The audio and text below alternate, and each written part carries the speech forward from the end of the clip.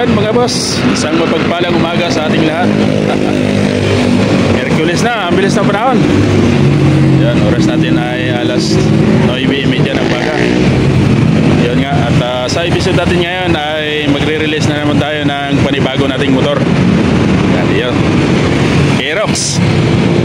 So, para may kapalit naman si medyo pagod na at kailangan ng ka-substitute.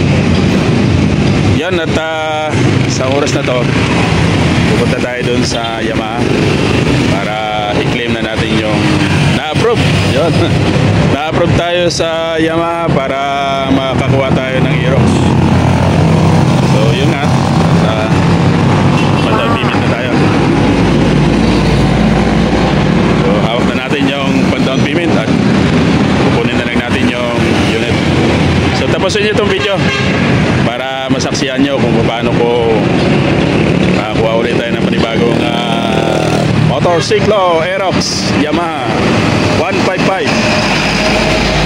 So yun, dahil kailangan ng partner ni Ido, kuha tayo yung panggala lang. Panggala lang, Aerox, panggala lang ha. Sana all.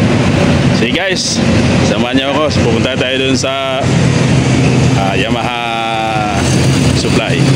Let's go! Yan. Yan tayo sa Yamaha. Papasok tayo dyan.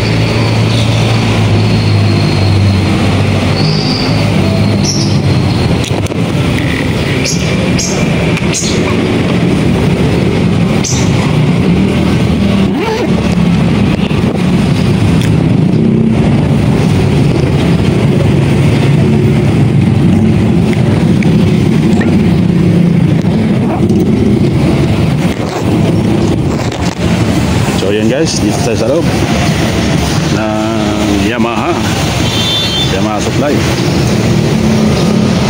Okay, pasok na tayo sa loob. Let's go! So yan guys, ito na yung unit.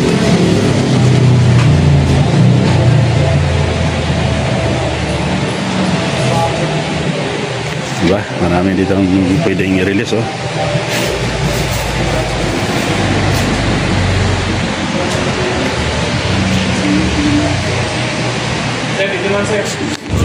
Sige sir.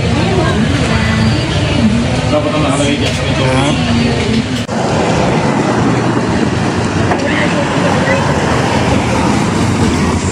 Ayan guys, finally nauwi na natin yung unit Aerox version 3.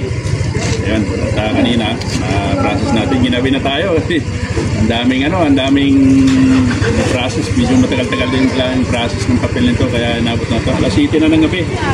Ayan, alas 7 dos na. Siyempre, okay naman.